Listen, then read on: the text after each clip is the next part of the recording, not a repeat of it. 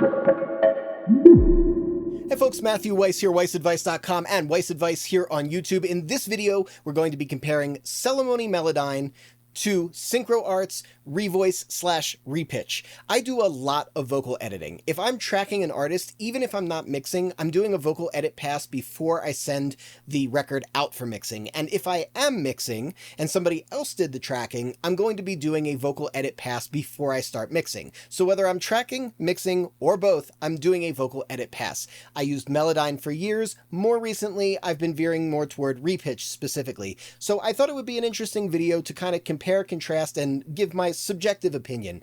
These companies are extremely competitive with each other. I think they're very aware of each other, and they're always trying to one up, and that's really good for us, because that means that the features, the workflow, it's constantly improving in both. Cool.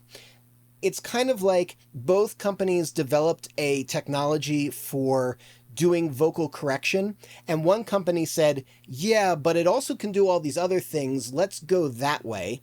And the other company said, no, let's stick to the script and really double down on just making sure we're doing things incredibly well for vocals. So Melodyne, in my opinion, is the one that said, wait, we can do a lot of other stuff with this technology, let's go there. And ReVoice is the one that said, hey, let's stick to this and really focus to vocal processing. So if you're doing sound design kind of stuff, I think that Melodyne has a slight edge over SynchroArts here. And if you're really just specifically talking about vocal editing, I think that ReVoice Repitch is a little bit more useful. I'm going to break down why in a second. Okay, so first of all, let's talk about some of the things that make Melodyne and ReVoice/Repitch different, because there are a few things that are not available in one versus the other. Both of these are ARA compatible, which means that we can load it and operate in real time, which means that we do not need to track in anymore. However, because it's going to be easier for me to compare and contrast, I'm still going to use the trackable versions and start there. Gravity, it brings you down and makes you bleed till you no longer can see. Okay, so what does Melodyne have going on that is unique to Melodyne? There's a few things. The first is that it has DNS processing, which is very unique, and it's something where I don't find myself using it very often, but the few times that I do need it, I'm really, really glad that I have it. So under our algorithm here, we have universal percussive, percussive pitched, melodic, polyphonic, and polyphonic decay. And the DNS processing really applies to these last two, polyphonic. So I'm working on a single monophonic vocal line, which is what I'm usually doing with vocal editing, because again, I'm very specifically myopically in the vocal editing space. Where the polyphonic becomes really helpful is when we have, say, something like piano, which we have in the background. If one of those keys was out of tune, the DNS processing actually allows the tracking of every individual note within a chord, and it allows us to adjust those individual notes. You can only get away with doing it so much. It does start to sound weird after you push a little bit too far, but if there's like one key that's out and it's just a little out, you can actually tighten it up, and that is a really cool feature that is unique to Melodyne. The other thing that is unique to Melodyne is the harmonic processing, all this stuff that allows you to really modify the timbre of whatever you're tracking in. I pretty much never use this. I don't think I've ever actually used it for vocal editing once, but I can see where it would be useful if you're doing sound design work specifically. And this is kind of where I was going with, I think Melodyne is a little bit more sound design oriented, because you can do some very cool stuff with this. It just doesn't really apply to the vocal editing space so well. There is a third thing too that I think is really cool with Melodyne, and that is in the settings, you can save as MIDI. So if I wanted to, say, take a vocal and I wanted to layer a synth underneath it, or I wanted to, any kind of layering technique is really pretty much what jumps to mind. Like if I wanted to take a bass guitar and I wanted to layer it with a synth bass, save as MIDI would allow me to then import it and trigger a MIDI instrument and get that, which again is very much a sound design kind of feature. I've never used it for any sort of vocal editing, but it's a cool feature to have if you're going there. Now, with ReVoice Repitch, we have things that are a little bit more oriented toward vocals. So the big one, in my opinion, is Vocaline, which comes with ReVoice. And that is an amazing, amazing plugin. I've done a number of videos on Vocaline. I will probably continue to do more, but Vocaline allows us to take a main line and use that as our guide track, and then any kind of dubs like harmonies or unison stacks that we have underneath, we can time and pitch align instantly with that. This is a massive, massive time saver. So again, if we're specifically talking about vocal editing, to me, Vocaline is like, it's saves so much time. It definitely already starts leaning things more in that direction. There's also another effect, the vocal quick doubler, and also the porting to the DAW version of ReVoice that I really like. So if we go to our audio suite here, we've got the ReVoice Pro link, and we've got the ReVoice Pro quick doubler. Those are really useful if we're trying to get things quickly over to a full DAW version of Repitch where there's a little bit more feature set that we can get into. And also if we just want to create artificial stacks very, very fast. Okay, so now let's get into the actual workflow of things. So first of all, let's change up the key that we're in here, right? Because we're not in the right key. We want to be in G minor. And the other thing is that the piano, it's an acoustic piano. It is slightly out. So I'm going to change this to 439 because that is the pitch center. So minor little adjustments there. Pretty easy to do. And then let's say I want to look at this globally. So let's zoom out a little bit, go over here, center this a little bit. I have a number of ways that I can affect this. Let's say I wanted to move through this really fast. The first and easiest way is using this macro correct pitch, where I just click this, and if I just drag this pitch center, everything locks into place. So really quick, really easy. Another way I can do it, I can grab my pitch correction tool and double click. Now, most of the time, I don't like to do that. Usually what I'm trying to do is individually adjust everything. Now I'm going to pop on over to Repitch. And let's do the same thing here. So first of all, I'm going to zoom out, which I can do just with dragging. And I really like that, actually. I think that that's really cool. A little bit more of a workflow thing. And then I can also switch over to my drag and zoom tool, which I think is really cool because it allows me to drag things around. And also just by holding Option and Command, I can change my zoom, zoom out, zoom in, whatever I'm trying to do. So having that just on one tool is really, really cool. Now, there's a few ways where I can do the same idea, where I want to control everything and get it all to pitch center. So the first thing I can do is I can just simply go over to my center notes tool, and I can highlight everything. And same idea, I can just drag the correction and it corrects everything, right? Pretty simple. Another way that I can do that is I can hit Command A and it will just grab everything. So in case I don't have this zoomed across, like let's say I'm doing everything, the whole song in one window, I can hit Command A and I can correct the whole thing all at once if I want to do that. And then lastly, I can grab this with the selector tool. And if I go down to here where I've got my correction box, I can drag my correction box up and down, and that will also lock everything into place. Lastly, there's one other global way to control things, and that's with the macro processing selector. And you can even do this before you start tracking in, but you could do like snap note to selected scale, and it will just track in automatically corrected. So the main thing that we want to be able to do in both of these programs is move notes around. If we play this, what we'll notice is this first line right here is a little pitchy. The next lines are actually pretty good. So I feel like these are locked in. This first line is just a hair dodgy. Gravity, it brings you down and makes you bleed. And so everything past here-ish probably doesn't need to be fixed, but this stuff kind of does. So the easy stuff is I could just double click and it would automatically move it to center, right? Pretty simple. Just Boom. Locks it right into place. Nice. Another way I can do it is I can drag it, and sometimes I like to drag it.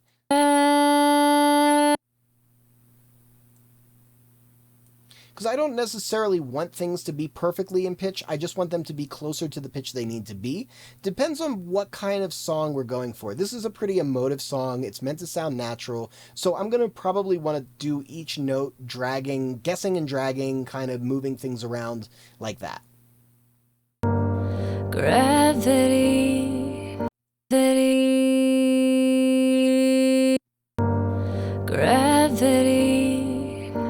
it brings you down. Now, that sounds really good to me. I don't know if this is exactly the center. It says I'm 7 cents sharp, but to me, in my ear, that sounds really good. Now, let's say that I wanted to adjust this a little differently. Let's say I wanted to smooth it out. I could split this in half, and then I could lock it in like this.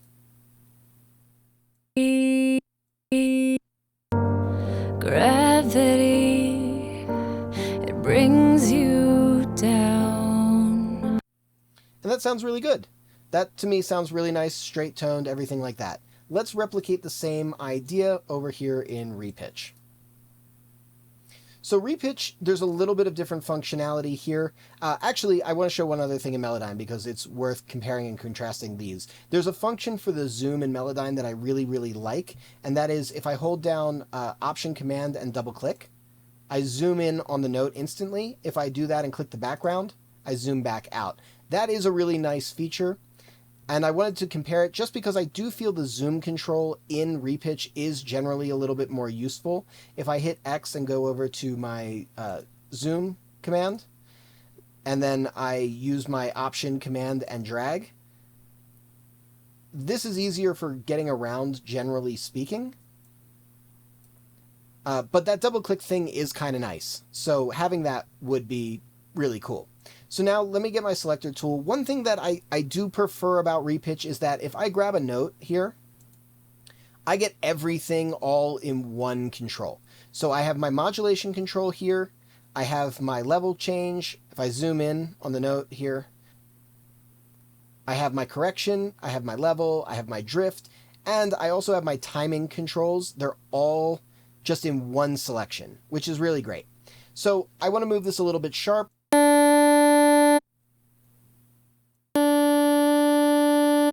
Same idea, I just drag. Let's actually snap notes and let's go back over to G minor. And change our tuning here. Okay, so can drag, same thing here. Of course I can just double click. It goes right in there. And if I want to separate this, I can split it. And I can hop right back on over to my selector tool and iron things out a little bit from there. Gravity, it brings you down. So workflow, very, very simple, very similar in those regards. It's not going to be until we start getting into the more complicated stuff where I think some of the things become a little bit more useful. So one of the things that I prefer Repitch over Melodyne a little bit is that my timing controls are just baked into the selector tool. So I can do pitch and timing without having to change anything, without having to click anything. So let's say I wanted her to, let's say I wanted Amber to lean into the word gravity a little bit more. Gravity.